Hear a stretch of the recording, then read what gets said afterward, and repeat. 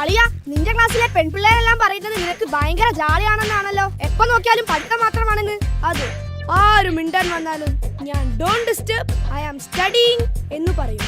അതെന്താടാ, ഒരിക്കൽ കറക്കി എടുക്കാൻ പാടില്ലായിരുന്നോ? ആഗ്രഹമില്ലാത്തത് കൊണ്ടല്ല അളിയ.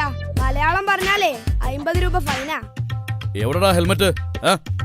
അത് പിന്നെ സാർ, എനിക്ക് ഹെൽമെറ്റ് വെച്ചാ ചെവി കേൾക്കാൻ ബുദ്ധിമുട്ടാ, അതുകൊണ്ടാ വെക്കാത്തത്.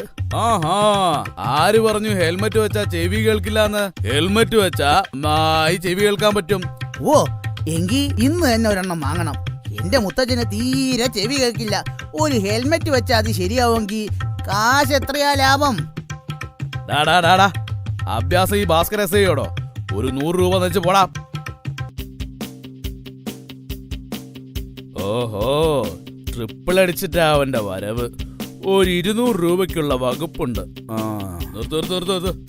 ഓ, ഇപ്പൊ തന്നെ 3 പേരായി. ഇനിയിപ്പൊ അവനെ കൂടെ കേട്ടാനിട്ടാ. ടിൻഡു, നീ ഇതിലെടുത്തോ? നിങ്ങളൊരു സംഭവം അറിഞ്ഞോ? ഞാൻ ഇന്നലെ കാട്ടിലൂടെ നടക്കുമ്പോൾ ഒരു പുലി വന്നു. പുലിയെ കണ്ടത് ഞാൻ ഓടി ഒരു മരത്തിൽ കയറി.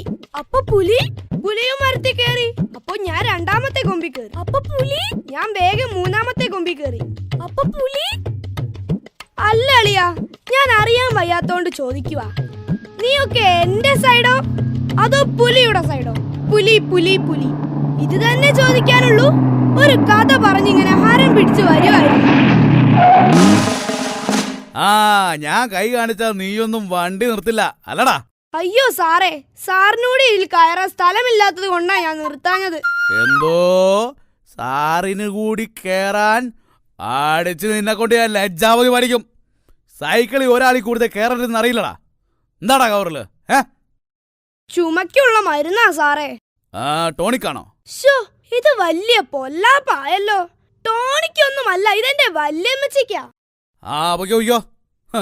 സാറേ, എന്റെ അമ്മച്ചിയുടെ മരുന്ന്. നിന്റെ ഒരു മരുന്ന് വീട്ടിൽ പോടാ. വൈഫിന് ചുമയാണെന്നും മരുന്ന് കൊണ്ടുവരണമെന്നും ഇപ്പം മെസ്സേജ് കിട്ടിയതേ ഉള്ളൂ. അത് കിട്ടി. ഇവൻ മരുന്ന് വാങ്ങിയില്ലേ? എടാ, നീ ടോണിക്കൊന്നും വാങ്ങിയില്ലേ? ഓഹോ, അപ്പോ ടോണിക്ക് മരുന്ന് വാങ്ങാനായിരുന്നോ എന്നെ രാവിലെ തന്നെ എണീപ്പിച്ച് പറഞ്ഞു വിട്ടത്? ആ കടക്കാരൻ പറഞ്ഞപ്പോ ഞാൻ വിശ്വസിച്ചില്ല. ഈ ചതി പാടില്ലായിരുന്നു അമ്മേ, പാടില്ലായിരുന്നു. ഇവനെ കൊണ്ട് തോറ്റു. ശനിയാഴ്ചയും സ്കൂൾ ഉണ്ടായാ മതിയായിരുന്നു. വേണ്ടേ, എന്റെ കാലിൽ ചെരിപ്പുണ്ട്. അതിനെന്റെ ഹൃദയം അമ്പലമൊന്നും അല്ല. ഇങ്ങ് കേറിപ്പോര്.